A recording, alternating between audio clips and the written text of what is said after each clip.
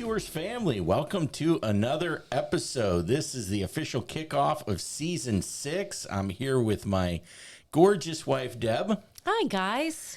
And we are here today to talk about a subject, Deb, you've wanted to talk about for a while now. What are we talking about? Conflict resolution. Dun, dun, dun. Dun, dun, dun. Nobody wants to talk about conflict resolution typically. Typically, yes, a little bit of an uncomfortable conversation just to talk about resolving conflicts, let alone be in them. For sure. People usually shy away as fast as possible. And that shying away really does prolong conflict. I'm like rip off the Band-Aid kind of girl. Yeah. You're definitely gung-ho in the conflict resolution space. And it's a skill that we all have to learn because conflict is just such a natural part of life. True. You know, even I can vouch that working for a church, you might walk into work your first day going, oh, this is going to be amazing. Everybody loves Jesus and there's not going to be any conflict. And we're all just as human as the next. So conflict resolution, if you can master that as a skill, not that you can master it, but if you can practice that and get really good at it. I mean, the Bible even says, blessed are the peacemakers. Correct. Right. And I often say, it doesn't say blessed are the peacekeepers. It's really easy to keep peace. It's not easy to make peace. So what's the difference between the two? Well, making peace is action-oriented, where typically keeping peace is, I'm not going to say anything because this might cause conflict. And it's a suppression of coming to a resolution. And you're just making peace. You're just... People pleasing? Is that what that would be maybe? Perfect. Okay. Yeah. Where making peace requires you to do the hard thing. It requires you to have the uncomfortable conversation and to actually work through the muck to get to the good things. Yeah, because there are healthy ways to deal with conflict and there are very unhealthy. And there's healthy ways to deal with the emotions of conflict resolution and there's unhealthy ways. So where do we even want to begin on this topic? Well, I think we could start with why people shy away and how to get people to recognize that there's growth on the other side of that. So people pleasing is the one shying away. There's fear sometimes addressing conflict because if I tell you how I really feel, will you still accept me? Even if it's something especially if it's something you don't want to hear. Right. So is it bad news because I'm giving you bad news and therefore you're going to project that onto me and not like me? Yeah, that can be a double whammy. Yeah.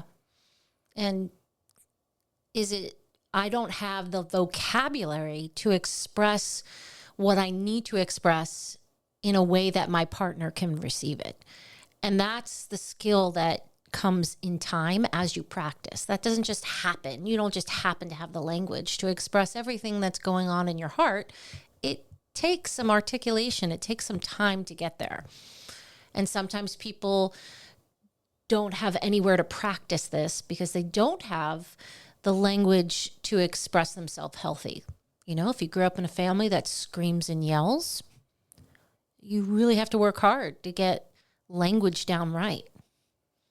And speaking of families that yell, you come from an Italian family. You guys, this is the sound of my voice. Yes, as the veins popped out of her neck. And forehead, yes. Yes. So what, growing up in your family, what did conflict resolution look like? Did it even exist?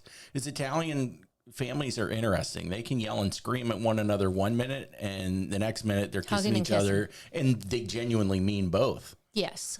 So it's a fascinating culture as we've grown Come in our to marriage. learn and observe. Yes. Yeah. So how was conflict resolution in your house growing up? I wish it was a little bit more healthy. But I can say it's probably healthier than most families that don't say anything. So there was a lot of opportunity to release, anger. And that that's kind of a relief in one respect, because you were allowed to be angry in my family. You were not allowed to be anything else. You weren't allowed to be sad or vulnerable or disappointed or any of those things, but you could express anger. And so there was a lot of opportunity where just say it would come out, and you'd say it and somebody else would explode back. And I don't know if there was always resolution, but at least it wasn't being totally festered upon, because sometimes when you don't say something, it builds. It builds up and you push it down, and it becomes bitterness. So I can say that although the family upbringing was aggressive, which people would think, well, that's not a good thing. Often within our own family, things resolved a lot faster, and you were hugging and kissing. You weren't allowed to go to bed without giving everybody a hug and a kiss. Even if you had a fight, you were like, well, suck it up. Everyone's getting a kiss goodnight, which I always thought was a good example, although they weren't doing it for biblical reasons, but it's a really good example of don't let the sun go down on your wrath. Sure. Which, don't go to bed angry. Yes. Yeah, they were pretty adamant about that. Yeah. So, there's that expression in our family, but there's also I don't want to say the hard things, so I'm going to push it under the rug in lots of different areas of our family as well, because they probably didn't have the words or the resources to get the help they needed. Sure. So conflict itself wasn't the problem. It was how it was handled. Right. Yeah, Right. That's oftentimes the case, right? Again, conflict is going to be unavoidable. So yeah, what do it's we? life. Yeah, that's not wrong. Coming into conflict isn't the problem. It's how do we react to it? So there's 2 or 3 different types of ways that people handle it. You've talked about at least 1 or 2 of them already. One is people that stuff things down and don't address it. And another is exploding. Right. And those 2 extremes are very detrimental, not only to relationships, but to your own physiological body response. Stuffing stuff down, as we watched a really interesting lecture before we did the podcast, can, suppress your immune system and cause chronic disease. But so can being explosive to the point where you're raging all the time, So both of those extremes are really bad, not only for relationships, but for the person that's expressing them that way. Yeah, even just physical toll on your body. Oh, yeah. Yeah. Yeah. So there has to be this middle ground where you can talk about hard things in a way where you're expressing truth in love, which is an art Christians really, at least the people I have in my life, aim to get better at year by year, because it's not an easy thing to do, because the culture doesn't really dictate that. And so you have to practice that in community. And how you say something, when you say something, those things are also super important. There's these things that happen in conflict where you're like, well, I just got to say something right now. Well, sometimes right now is not appropriate. So if right now means you get to blow off steam, but the other person gets annihilated because it was really a bad time for you to express it, then you haven't come to resolution. You've created more conflict. So waiting sometimes, although it might be hard to do, you're looking for the best outcome, and the best outcome is resolution. Yeah, there's a difference between not saying something because you're trying to avoid it, and not saying something because you're waiting for the right time. Oh yeah, a big difference. Yeah, right. If you're not saying something because you're trying to avoid it, let's use you and I as an example. If you were stuffing something down and not saying something back to me because you were avoiding the conversation. That can be my biggest fear in that is not the short term, but the long term. Just the potential for resentment to get built up because maybe it's some expectation that wasn't vocalized and I didn't even know it existed. And so I'm not living up to that expectation on your end. You're not saying anything. You start to build up resentment. It can really become toxic over time. For sure. For both of us, you know, and yeah, I don't really have to worry too much with you about silent treatment.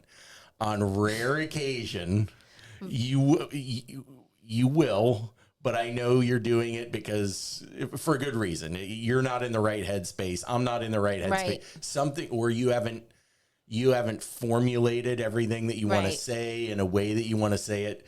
Yeah, if I'm giving someone the silent treatment, it is because I am so flippin' angry that if I say something, it's going to be vicious. And I know myself, the capacity to rip someone to shreds with my words. I don't ever want to do that. And I have in the past. And so if it's gotten to the point where I'm like completely deadpan silence, it's because I'm really grappling with like, how do I cope with this anger first before I come to the person? Because if you're coming out, you know, guns a swinging, what's that going to solve? Yeah, we've talked about this we've talked about that on this podcast before, especially conflict resolution between husband and wife. Right. Cannot be about winning and losing. Has to be about restoring. Yeah, if collaboration. Yeah, if I quote unquote win an argument with you, that makes you a loser. Now I'm sharing a bed with a loser. Like that logically it doesn't add up. Right. I want us both to win, and the way we both win is resolution. Right. Right. You can say everything that you need to say. I can have my heart and my mind in the right place to hear you and respond accordingly and vice versa. And you navigate your way through whatever you're dealing with. Not, I got one over on you this time. That doesn't help anything. No, that sets up the next opportunity where, well, I've lost this one. How can I get my footing back? And becomes a pissing contest. It becomes spiteful real quick when people do that. Yeah, absolutely. You know, and then you have to also think to yourself, am I in the right space to even address the conflict? So not only is the person in the right headspace to hear what I have to say, but am I actually in the right frame of mind to do this? Like we had a day this morning where I wasn't in the right headspace. If I had something to talk to you about, that today wouldn't have been the day. It just wouldn't. And so not only is it about the other person's headspace, but it's about your headspace. If you can't articulate it calmly, lovingly, setting healthy expectations and healthy boundaries. And neutral. Yeah. You know, when you're flaming angry or this, that, and the other, you're not coming in neutral. And when I say neutral, I mean being honest with yourself as well as the other person. Yeah. If I'm raging angry, I'm not being honest with myself. I'm not going to own up to my part of the equation. So calming down and stepping away, this is why I'm a processor, is I have to step away from the situation, calm down, assess the situation, be honest with myself, learn some lessons before I even talk with you or whoever the other person is. I want to learn some lessons myself and then enter into that conversation, because it's very humbling to walk in owning up to some of the mistakes before I even talk with you. Understanding that it's not your fault. It was our fault. I had bad expectations. I wasn't fair, you know, whatever it is. Right. There's always two people that have to take ownership of their part. But I think it's so, having conflict resolution from a humble perspective is so critical. Yeah. Especially when when it is such a stressful situation. There are people that fight over nothing, but then there are people that fight, and society would say, yeah, that's a good reason to fight. You know, one of you is sick, you know, when you're going through some sort of treatment, or, you know, the loss of a job. I remember you talking about just kind of the stress level in your household back in 2008 when the market crashed. Oh, just impacted. And so just the stress level in that house. So, you know, there are those stimulants that you have to watch out for. Mm-hmm. And again, you're not there to win. How do you walk in humbly? Right.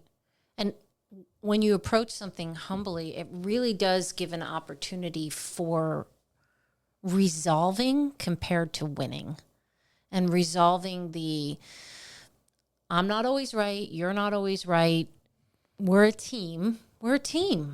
And sometimes when you think about conflict resolution, you think it's me versus you.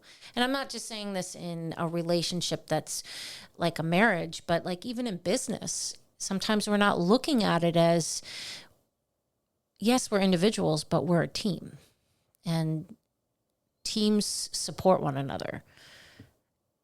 Teams don't look out for only the best interest of themselves. It's how do we come to a win-win, not a win-lose. And, you know, things that you communicate a lot of times can be the right things, but in the wrong tone. I mean, that's my parent, it's not what you say, it's how you say it, which was funny because they always sounded mad. So do as I say, not as I do was kind of the motto in our house. Yeah. But that was very important to learn in life. It isn't necessarily what you say. If you say it in the wrong tone, you know, it changes the meaning constantly. I mean, you could say the right thing the wrong way over and over again and keep beating yourself up. Like, why can't I get this right? Well, tone makes a difference. Yeah. You know? And what's interesting too is, you know, you are pretty well educated on this topic, and it's interesting to me because of the household that you grew up in. There isn't the awareness there for mom and dad. No, it's just non-existent. So, what was there a moment where you just got sick and tired of being angry? What kind of sent you down this path to get educated? Tons of times you talk about the anger toolbox, how I'm sure you've derived that. I give you credit for creating that toolbox, but I'm sure you derived it from lots of different teachings and lots of classes that you've taken and things. You know, there's nothing new under the sun. But when you grow up in chaos, you're either going to repeat the chaos or you're going to try very hard to create a different world for yourself. And typically, you'll repeat the chaos until the chaos gets so bad. You're like, well, this isn't working. It didn't work for our origin family. It's not working for the relationships I'm doing now. Something's got to give. And I don't know necessarily, I guess one of the turning points, and I refer to it because it was so powerful to me. I had taken that 30-week course that we talk about all the time, Family Life Skills. And at the end of that course, one of the last sections to work through was anger. And they gave everyone a 100-question quiz. And the subject we were dealing with was anger. And you were to rate your anger on a scale of 1 to 5. And they were simple questions. If this happens, how would you feel? If this happens, how would you feel? And the directions were you were to do the quiz all at one time. You weren't to put it down and come back to it.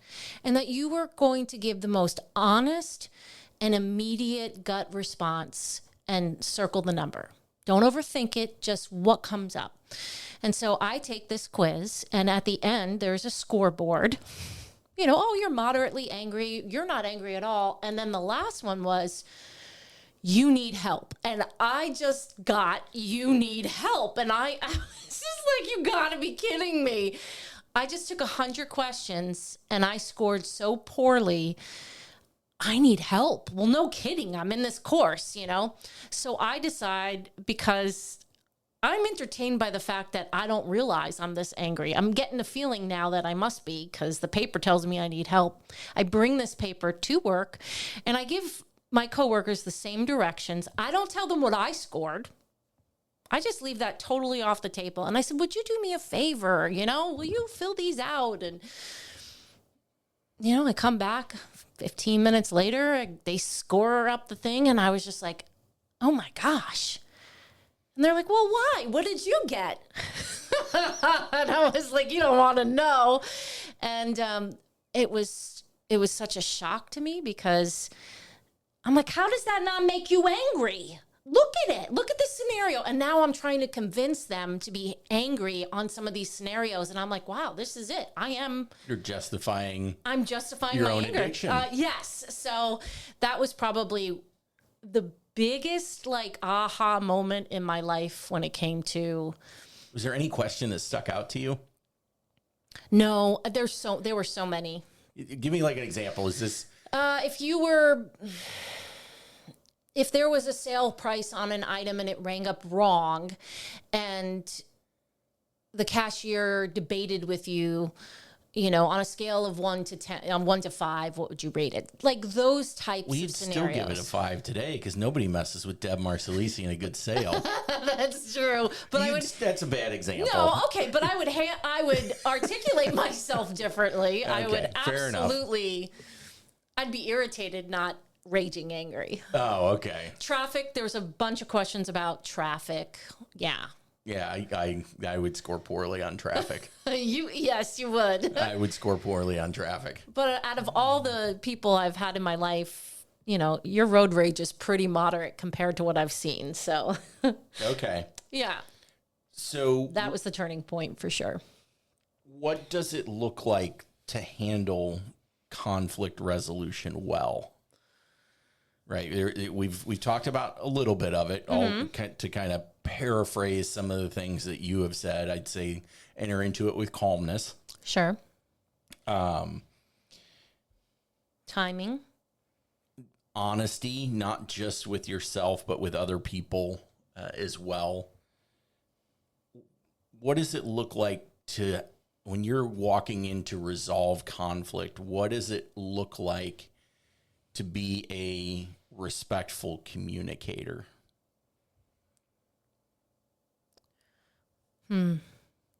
Well, again, the timing of the matter and the tone in which I use. And then I have to do a heart check. What's my motive?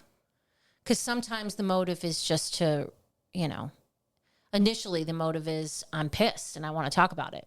Instead of, I want to come to a solution, not just talk about the problem. And I come from a family that talks about the problem and never gets to the solution. So what is my motive? That's the beginning of respectful communication.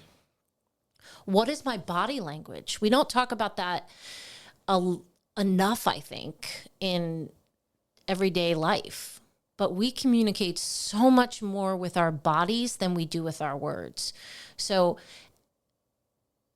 do I even look like I'm open to having this resolution with you? Do I come in with crossed arms? Do I come in with, shifty eyes? Can I look at you in the face? Can I calmly rest my shoulders? Can I open up my chest? I mean, body language plays a big part. I think you can be very disrespectful with your body language and not even know you're doing it, I know that I'm still very much a work in progress because my face sometimes speaks before my mind can process what I want to say in a respectful way. And that I am working so diligently on that. I can't tell you how much I'm reading books. I'm trying real hard on that. It's if I can just say, as your husband, it's funny to watch you work on that. Is it? Oh, yeah. Because I can see that you're trying to tell yourself to manage the face. and Yeah. manage the emotions. It's quite entertaining. I'm glad I love you for it. I love that you love me for it. I am really in the battle. Respectful communication is also removing the always and never.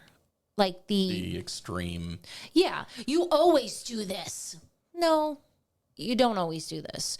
Or you never. Those things are really what I call stonewalling, where you set your partner up for failure. Well, if I always do this and I never get it right, how am I ever supposed to improve? And that was part of the conflict that I had with my ex-husband. I was not able to be given the opportunity to improve. And how long can someone stay under that? Sure. You know, if I can't get it right ever, and you're always using language like that, you're discouraging any kind of resolution. I'm a failure then. And another thing is staying focused on the issue and not the person. Yeah, that's a good one. Really helps. Again, if you and I are doing colorful conflict resolution, my goal is not to tear you apart. It's to tear apart the conflict to go, where did it go wrong? So if I'm sitting there attacking your character, Right. blaming you, this, that, and the other, you may need to make a statement or two like that from time to time, but the focus should be on the conflict itself and how to resolve that. Where if I'm sitting there, again, just nonstop talking about you, how you messed up, this, that, and the other, using always and never, so on and so forth, you're just not going to get anywhere. Right. And so many times we just forget, well, let's attack the issue, not the person. So that's always playing in the back of my mind as well. But yeah, it's the person that you fell in love with, their character. If you annihilate that enough times, you're not going to see that character come out. It's defeating. And that doesn't just go for husband and wife. That's if you're a manager and you talk down to your employees and you don't give them the opportunity to grow, and you're always pointing out the flaws instead of the solution and the issue at hand. How far do you think you're actually going to get? yeah, You know? And I think even the idea of conflicts makes people so uncomfortable. Like they would avoid that like the plague. what's so fascinating as Christians, Jesus's life was filled with conflict. Oh, that's a good point. Just think about his relationship with the Pharisees. Think about thank you, Chosen, for showing the conflict between the 12 disciples. Yeah. Right, that what they're doing is not, what they're doing and saying is not biblical, but you know that conflict happened because they were under tremendous stress. And they were all Matthew was always a tax collector. Conflict existed, and Jesus didn't run from conflict. He had to say some hard things, right? He made a whip and had to go make a statement. Because there was some issues where he had to, like I said before, it's good to not focus on a name, but he had to focus on something and he had to make a statement. But he also had such a gentle and tender side to him. We all know the story that everybody loves to steal the line, let he who is without sin cast the first stone. The first stone. Just the compassion in that conflict resolution. But yeah, people avoid it like the plague, but you sit there, look at any biblical story. Right. Well, there's plenty of biblical stories where people don't address conflict, and look at the nightmare it becomes. I mean, I just did a Devo on Absalom and David, and years went on, like 5 years before they address the fact that, number one, David doesn't address the rape of his daughter Tamar by his son Amnon.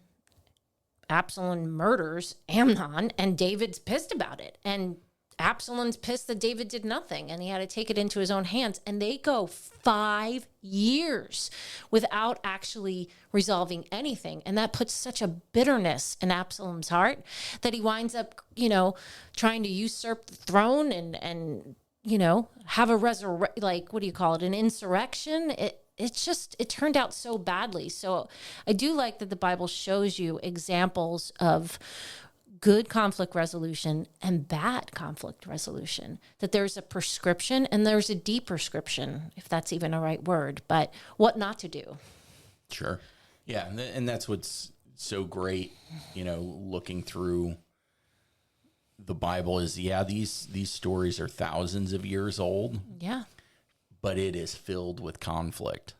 And it is filled with lots of ways to do things correctly and lots of ways to do things incorrectly. And even when we're at conflict with Jesus nowadays, fast forward to 2025, so many times it's because communication has broken down between us and Christ. We have an expectation of him that it didn't go the way we thought it would, yet we're angry with him. But it's probably because we got a lot to say. We're not interested in listening. We're pointing fingers going, Jesus, you could solve this. But it's interesting how we change that conflict resolution when talking with Jesus. Clearly, if we're angry with him, we got to start with ourselves and be humble and go, why? He's perfect. I'm imperfect. So right. Where is the anger stemming from? It's stemming from me. So how do I humbly approach him? And if you can humbly approach him, that's when you're going to get the gentle side of Jesus. Mm-hmm. If you don't humbly approach him, you may get the side that, he has to use his outside voice. But it's amazing how people just, like you said, avoid it like the plague. But yet, I'd like to circle back to that. That's so good because people feel like they can't be angry at God. Like unless you're a non-Christian, then, fine. But Christians sometimes feel guilty about owning the fact that they're angry at God. Yeah. And it's such a real thing.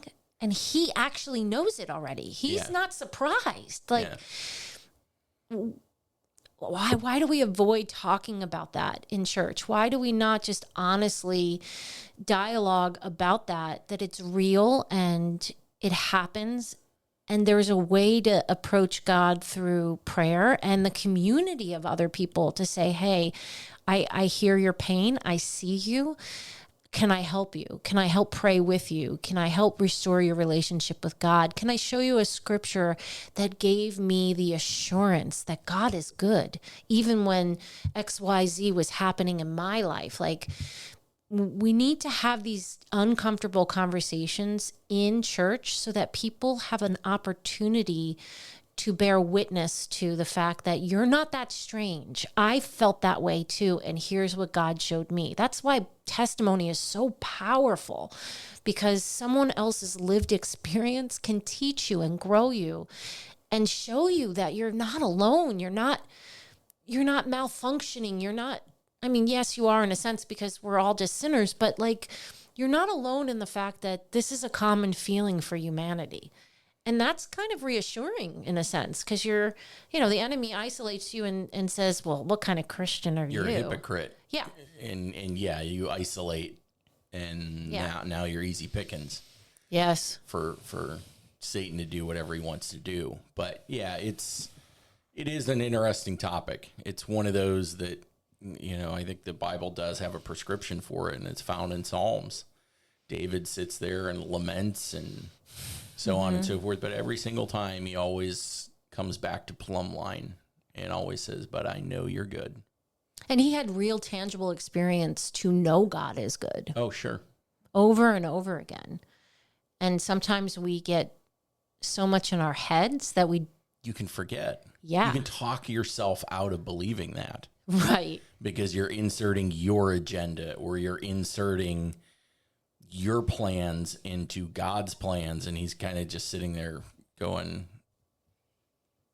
my will be done. You're not lining up with my will. Right. that means something is off because I haven't changed. God doesn't change. So what's going on in your personal life? Are you not reading the Bible enough? Are you not praying? Do you not trust him?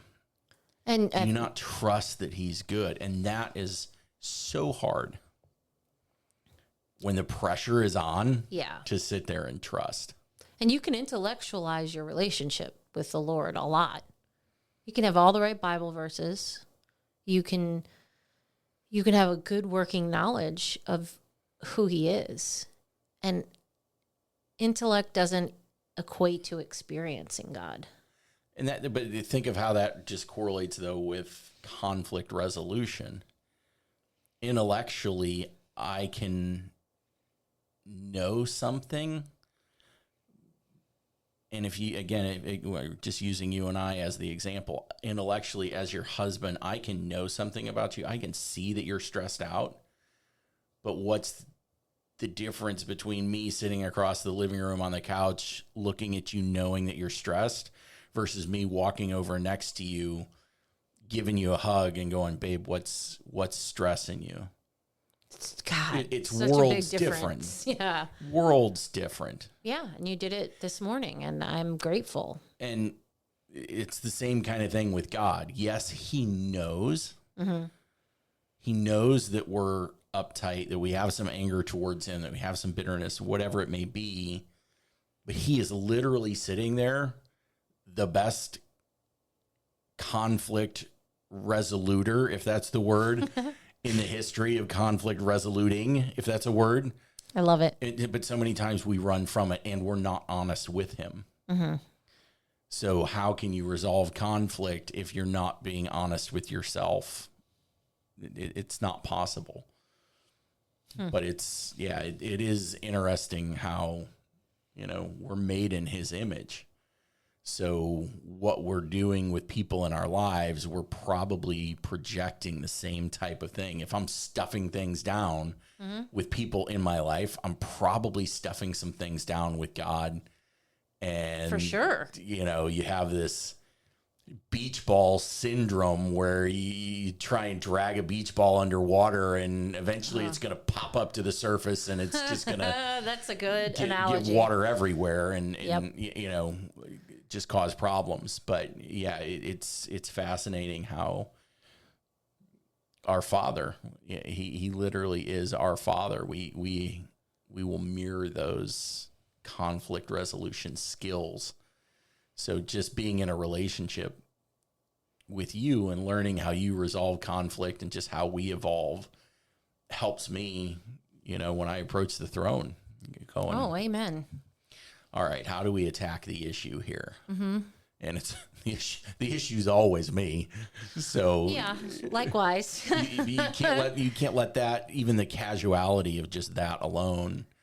Okay, I know I'm the issue again. What's going? You don't want to approach it so casually that it becomes flippant either. Right. You really need to be there to assess and learn from it, because ultimately, right, that's what we're all supposed to be trying to get closer to Christ and in his image every single day.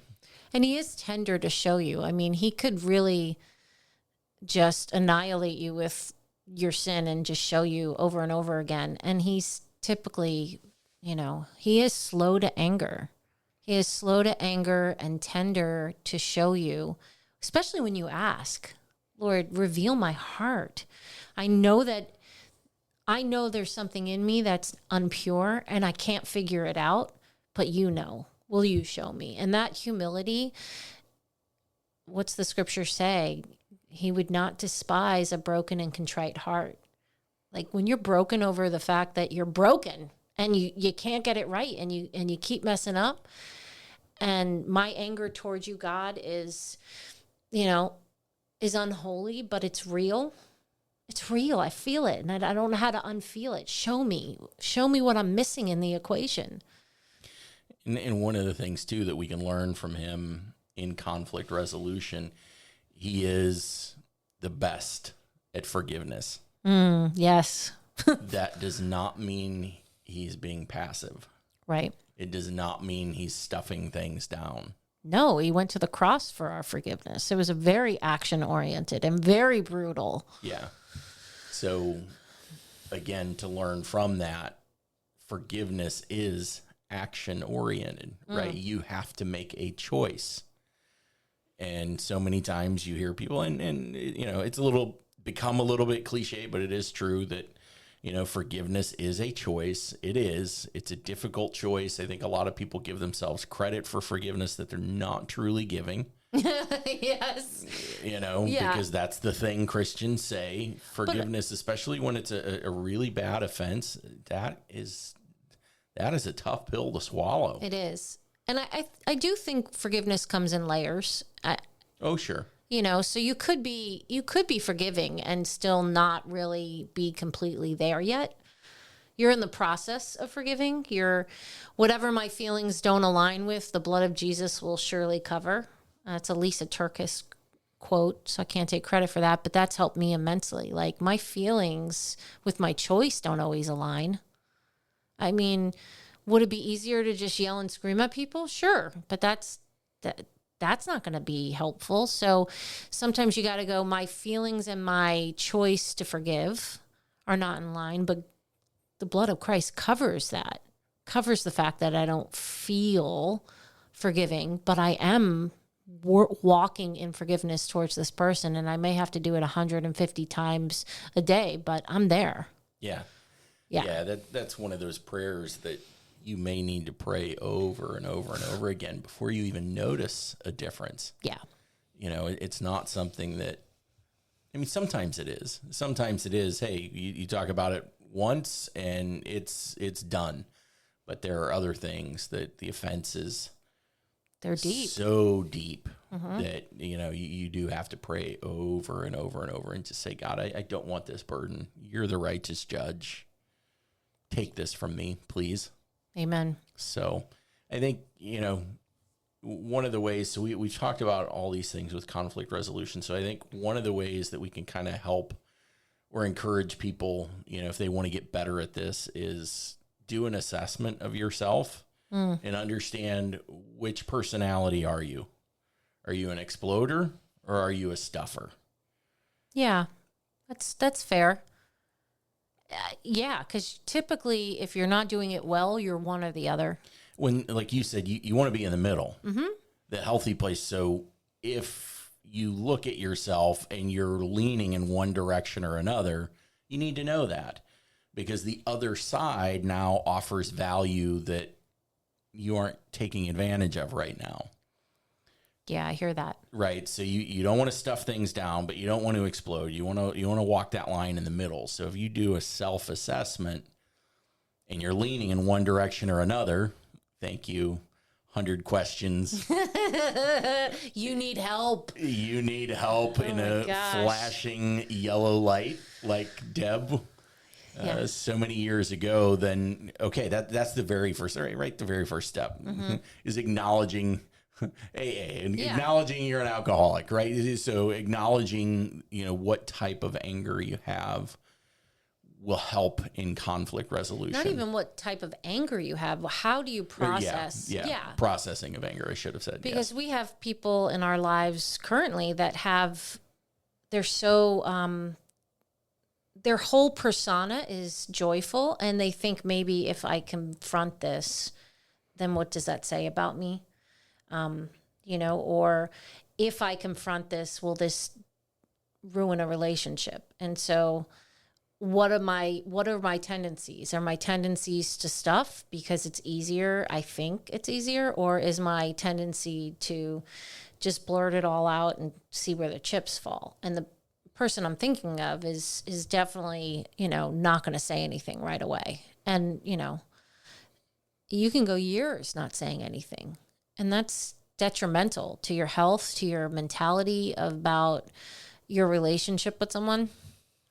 Yeah, and I think if you're trying to improve on conflict resolution, once you've identified kind of where you fall on the spectrum, one of the things that I admire about you that you often talk about, I don't know that we've ever looked at it from this perspective, but is just creating those healthy habits for you. You've talked numerous times about journaling. You Yeah. love to journal. So if you feel hurt or you feel angry or this, that, and the other, one of your ways of processing is journaling. For me, and that's probably a very common answer for a lot of people out there. For me, it is music. And it's not listening to music, it's playing music. So me going out and playing on my drums, some sort of physical activity, is a great way for me to process and get that anger out. Describe to the listener what is happening when you're playing the music. Are you meditating? Are you processing? What is happening? Because I know that you've gone to, recovery homes and have shared this with other guys. What is the physicality doing for you, and what can it benefit the audience? Yeah, so when I say drumming, I actually study Japanese drumming, so I'm referring to what is called taiko. Taiko is literally the Japanese word for drum. But the reason I point that out is it's much more physical than playing drums in the United States, which you're used to seeing, if anybody's up on stage performing at a church or wherever, they're sitting behind panels, they're in the seated position, they're hitting a bunch of drums. That's not what we do. So it's a very physical form of drumming, and it really is whatever it needs to be for that day. So if that day it needs to be meditation, maybe there's a passage of scripture that I read that something jumped out at me and I just kind of need to sit with God on it, then that's what drumming is that day.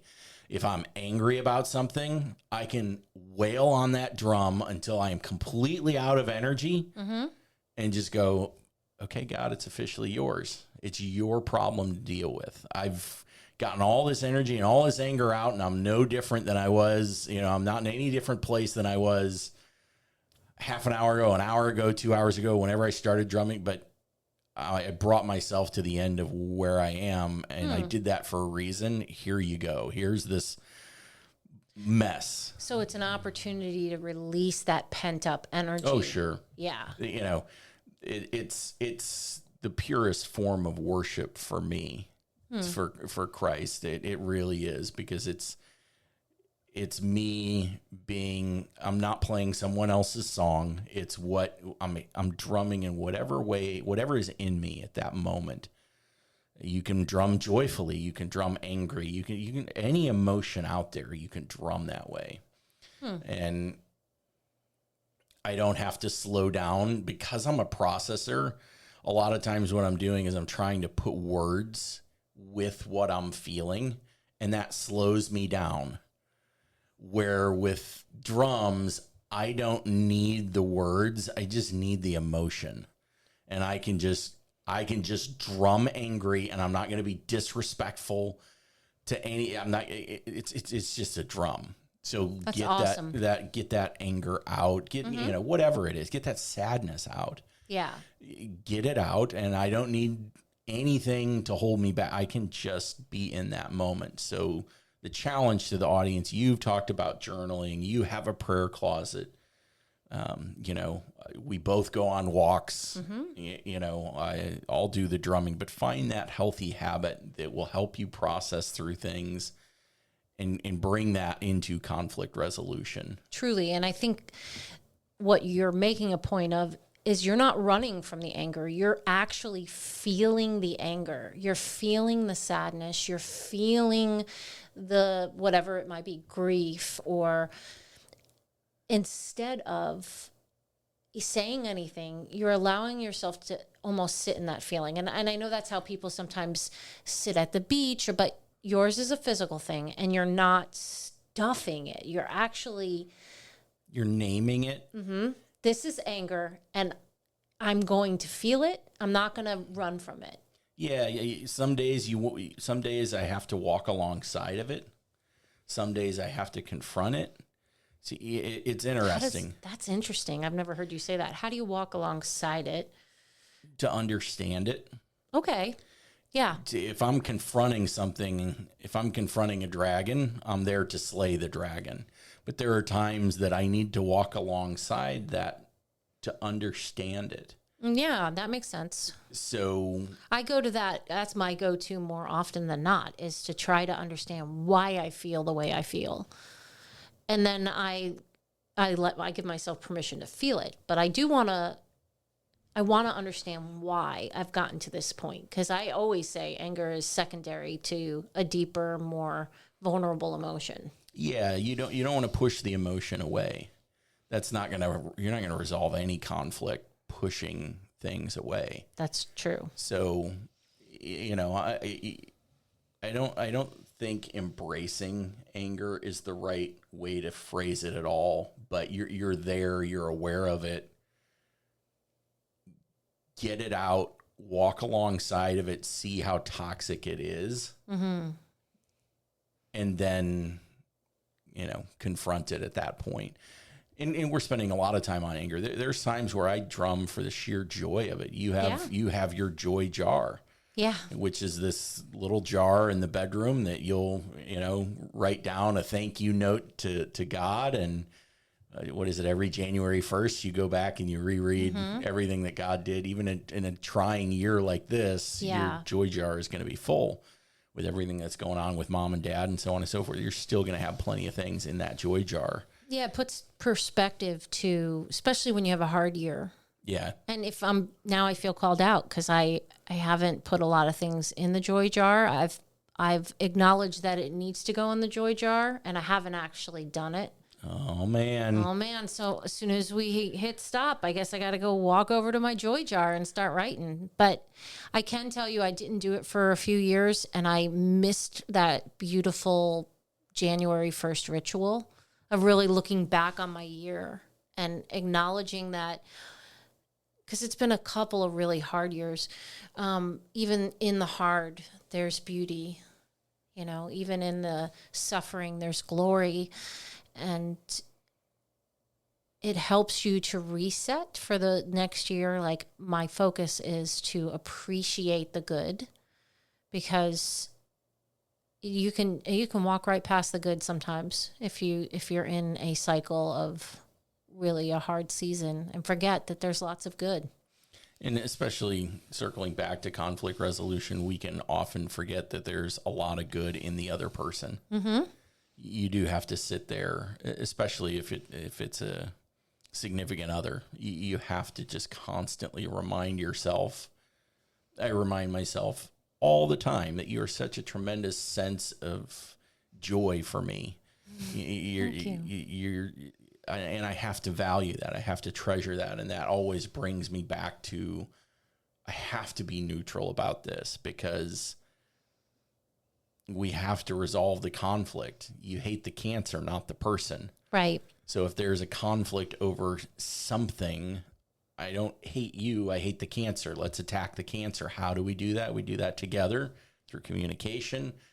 I always think the best of you. I always trust that you're trying to do the best. Amen. I do the same thing. I want to always believe the best in you, see the best in you. And when you start conflict in that manner, like, I know who you are. Right.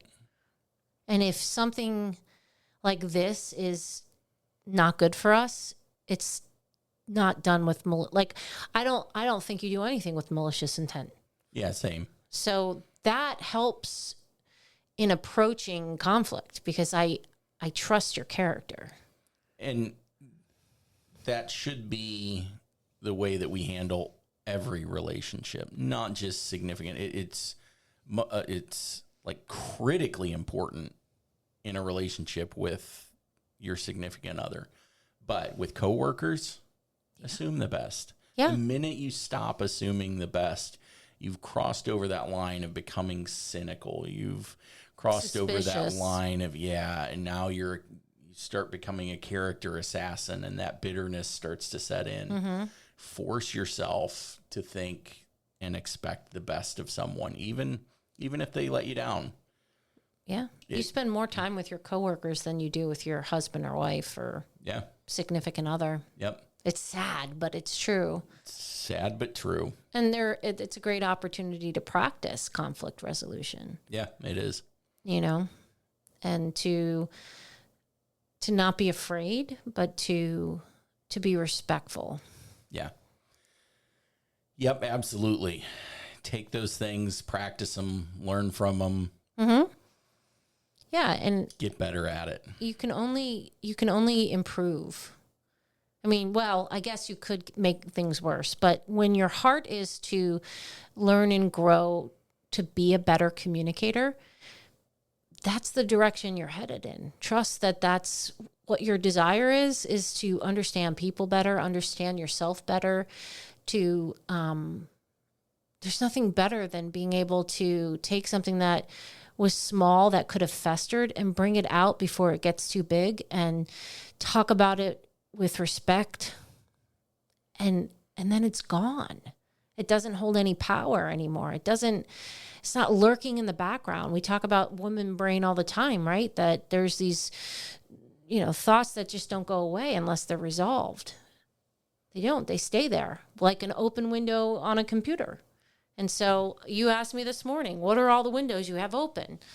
And it wasn't necessarily about you and I. It was just about life circumstances and to be able to, okay, what windows can we close?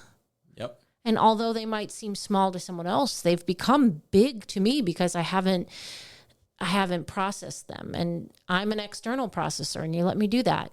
Yep. Yeah, I appreciate that.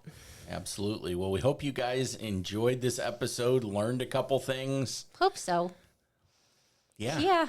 It's a subject that definitely needs to be talked about, especially as Christians. I think, resolving conflict is so critically important for Christians. Especially in an increasingly hostile world. Yeah, conflict is everywhere. Yeah. So, yeah, great episode as far as Are just we blowing our own horn? Yeah, just as far as having fun, talking about good things. I hope it was useful to somebody out there listening. Yes. But thank you, guys. Thanks, Deb. This was your idea, conflict resolution. It's been on your list for a while. So, all right, guys, we will see you in the next episode in a couple of weeks. Yeah. Bye, guys. Bye.